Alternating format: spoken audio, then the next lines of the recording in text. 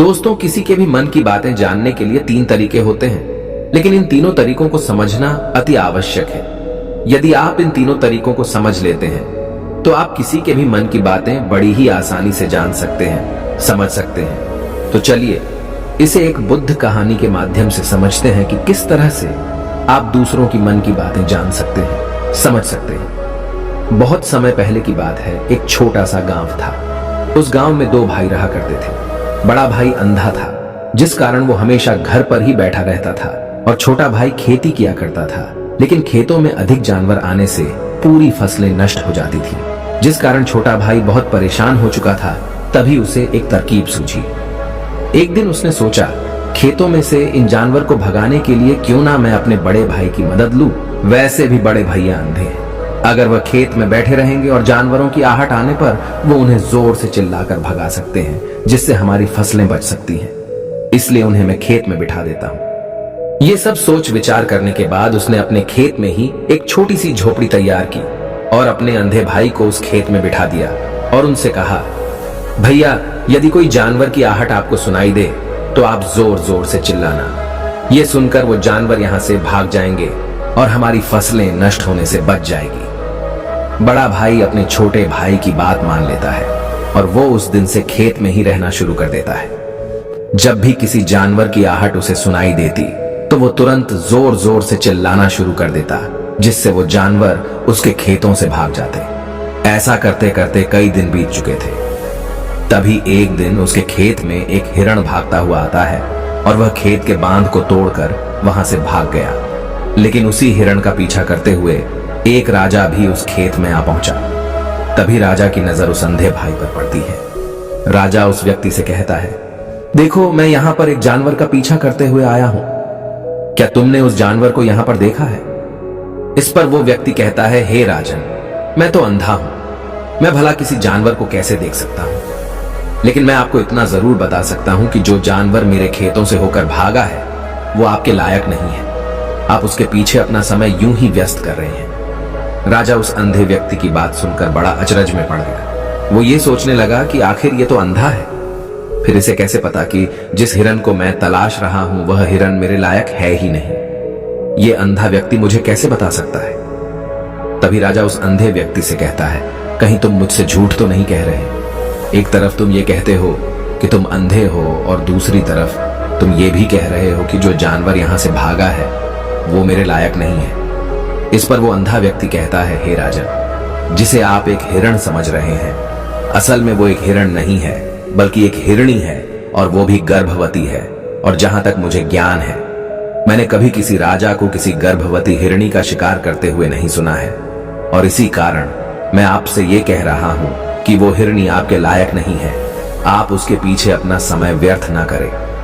यह सुनकर राजा और भी अचरज में पड़ गया। वो ये सोचने लगा कि आखिर ये अंधा आदमी ये कैसे जान सकता है कि वो हिरणी है और गर्भवती है। राजा कुछ देर सोच विचार करने के बाद अपने सेनापति से कहता है, सेनापति जी, मुझे वो जानवर जिंदा चाहिए, क्योंकि मुझे यह पता करना है क्या वह हिरणी है और क्या वह गर्भवती है। क्योंकि यह अंधा आदमी बहुत विश्वास के साथ कह रहा है और मुझे इस बात की पुष्टि करनी है। यदि वह हिरणी हुई और गर्भवती हुई तो वह हमारे शिकार के लायक नहीं है, क्योंकि हम तो एक हिरण का पीछा कर रहे थे।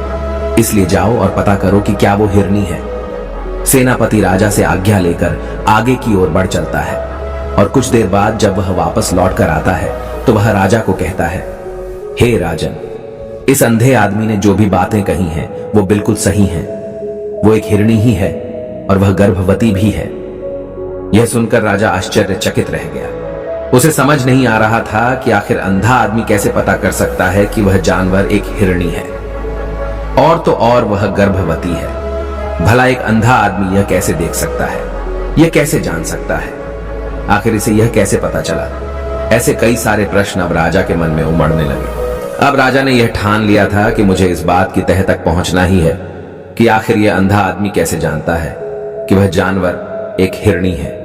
यह सोचकर राजा उस अंधे आदमी के पास जाता है और उस अंधे आदमी से कहता है, देखो, मैं ये तो नहीं जानता कि तुम सचमुच अंधे हो या नहीं, लेकिन मैं तुमसे एक बात जानने आया हूं।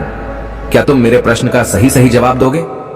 इस पर अंधा व्यक्ति कहता है, हे राजन, आप जो कुछ पूछना चाहते हैं मुझसे पूछ सकते हैं, मैं आपको बिल्कुल सच सच जवाब दूंगा।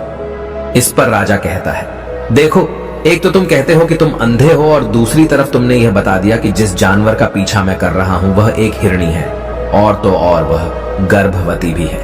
आखिर तुम्हें यह कैसे पता चला?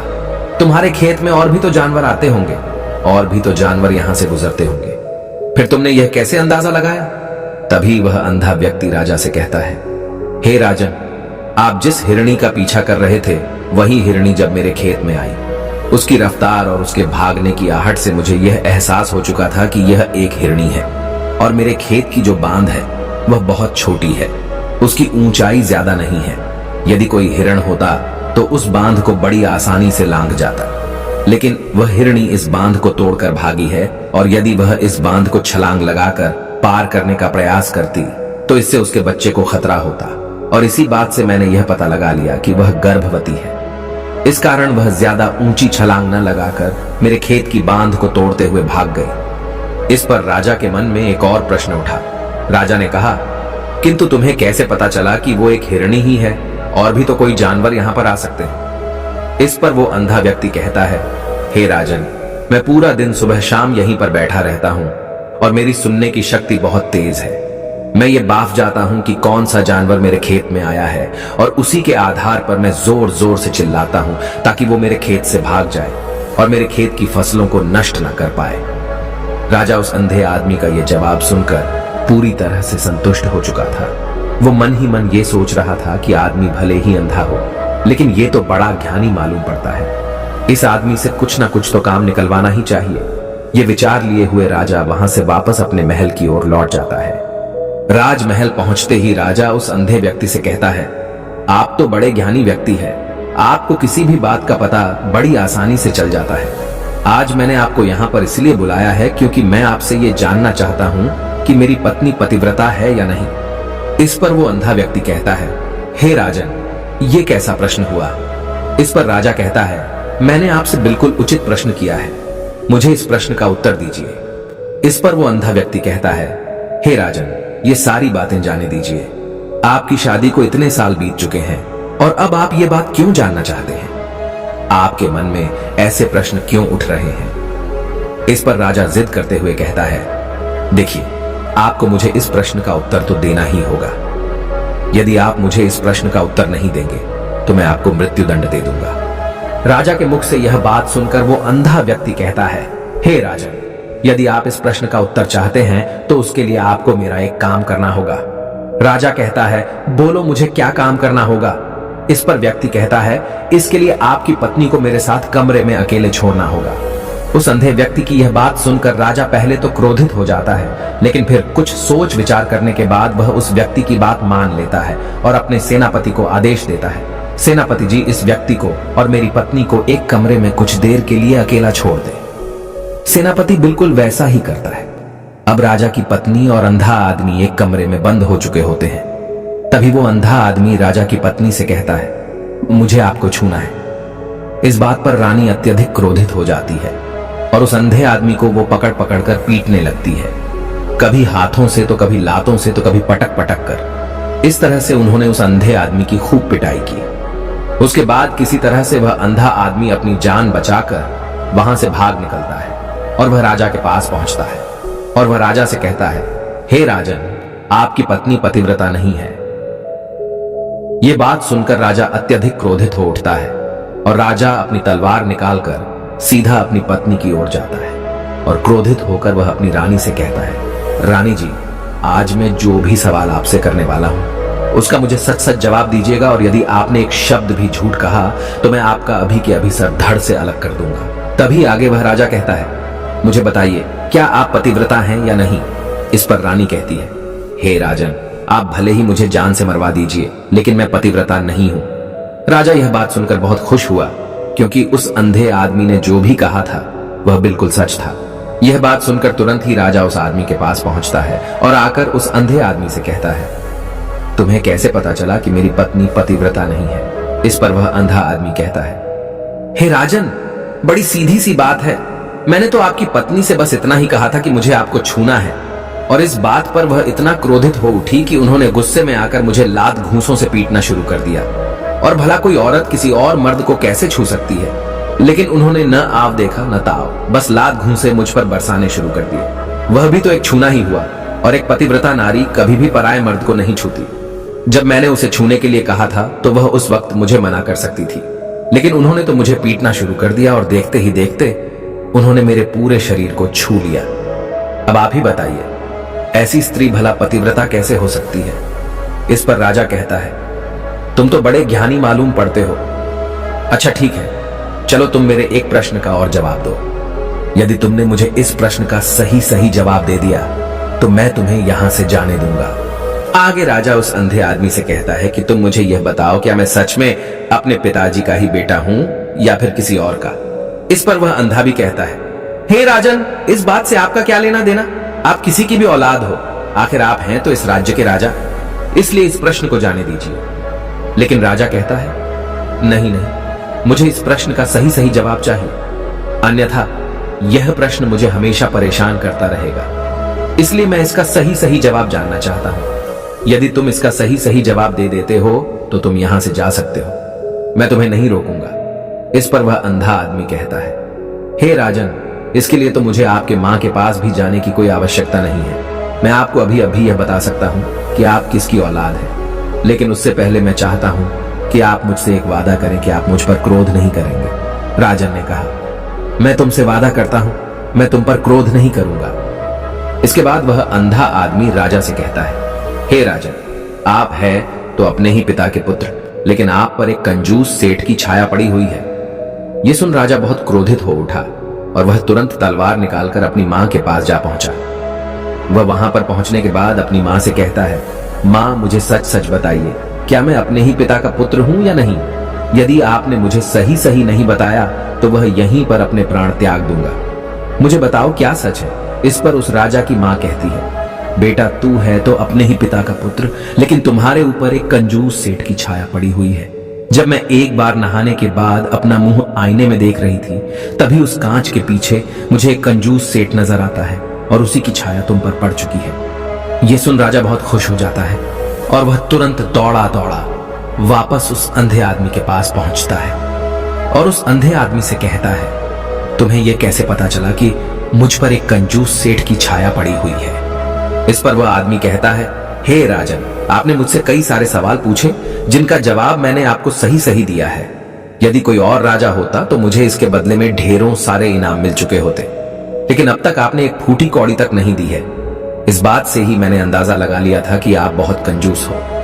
यह बात सुनकर राजा जोर जोर से हंसने लगा और कहता है कि आप जो भी मांगेंगे वह मैं आपको अवश्य दूंगा, लेकिन मुझे यह बताओ कि तुम्हें कैसे पता चल जाता है कि कौन सी बात सही है और कौन सी गलत?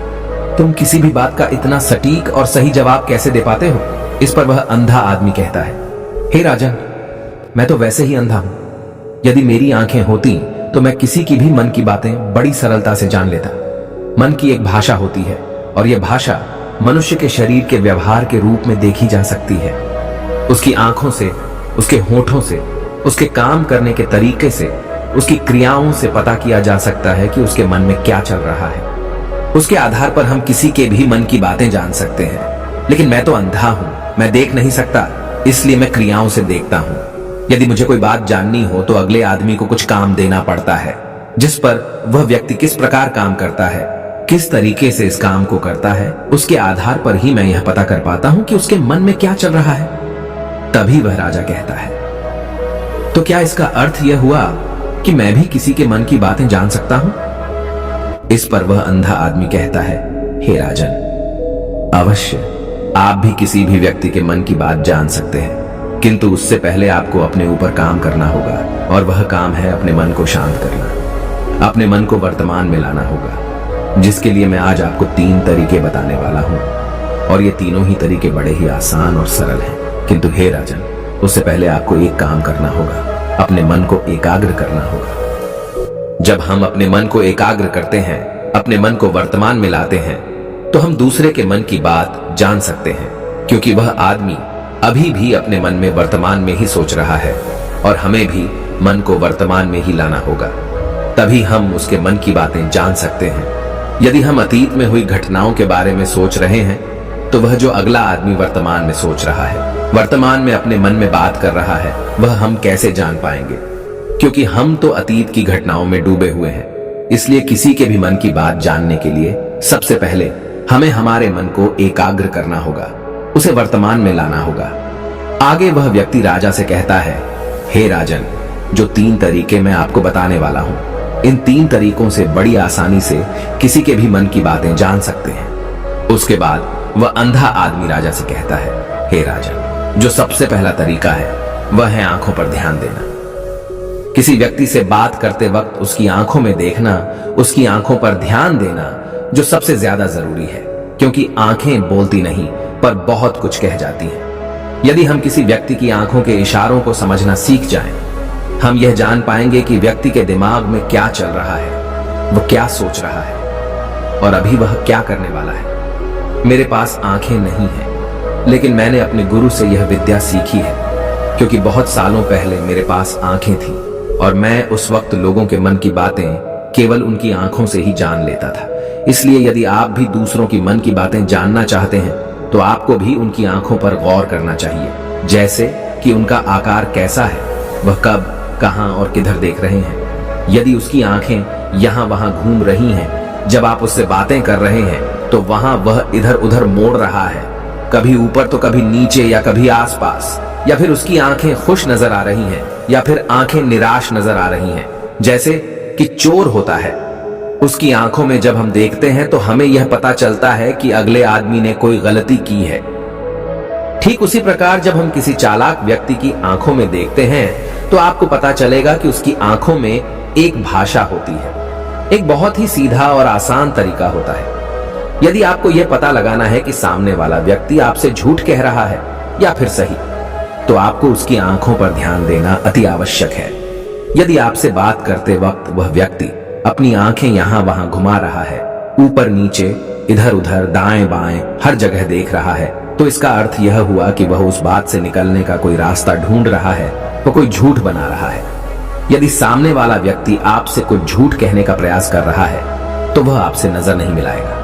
वह यहां वहां देखेगा, ऊपर नीचे देखेगा, लेकिन वह आपकी आंखों में आंखें डालकर कभी नहीं देख पाएगा, क्योंकि उसे डर है कि यदि उसने आपकी आंखों में आंखें डालकर देखी तो उसका झूठ पकड़ा जाएगा और लोगों को सच्चाई का पता चल जाएगा। और इसी प्रकार कुछ और भी भाषाएं होती हैं। जब आप किसी की आंखों में आंखें डालकर यह देखना शुरू कर देंगे कि उसके हाव भाव क्या है, ठीक उसी प्रकार चेहरे के हाव भाव होते हैं, जिससे हम मन की बातें बड़ी आसानी से समझ सकते हैं और इन्हें भी समझना बहुत जरूरी है। कभी कभी कोई व्यक्ति अपने चेहरे से जैसे आंख, होंठ और बहुत से कुछ अलग अलग व्यवहार करता है। यदि आप किसी व्यक्ति के चेहरे में गौर करेंगे तो आप आसानी से समझ पाएंगे कि वह व्यक्ति निराश है, जब व्यक्ति बहुत उदास है, या फिर वह बहुत खुश है, या फिर उसे कोई बहुत बड़ा दुख है। वह अपने अंदर क्या महसूस कर रहा है, ये सारी बातें हम उसके चेहरे के हाव भाव से पता कर सकते हैं। फिर चाहे इंसान जुबान से कुछ बोले या ना बोले, लेकिन आप उसके चेहरे से सब कुछ पता कर सकते हैं। आगे व्यक्ति राजा से तीसरा तरीका बताते हुए कहता है, हे राजन, इसी प्रकार तीसरी भाषा भी है, अर्थात तीसरा तरीका भी है, और वह है हाथों के इशारे और शरीर का व्यवहार। मन की बात समझने के लिए हमें हाथ के इशारे और शरीर के व्यवहार को समझना बहुत आवश्यक है। कोई व्यक्ति जब बात करता है तो आपने देखा होगा कि वो अपने हाथों को हिलाता रहता है, अपने हाथों से इशारा करता रहता है। बातों के साथ साथ अपना शरीर का जो व्यवहार है, अर्थात बॉडी लैंग्वेज, उसका भी पूरा उपयोग करता है, जिससे हमें यह पता चल पाता है कि वह व्यक्ति हमारी बातों पर कितना ध्यान दे रहा है और उसके मन में क्या चल रहा है। शरीर के व्यवहार को देखने के लिए उसके हाथ मटकाने, शरीर मटकाने और चेहरे पर बार बार हाथ लाने, हाथों का एक दूसरे से मसलना, ऐसी बहुत सी क्रियाएं होती हैं। उस पर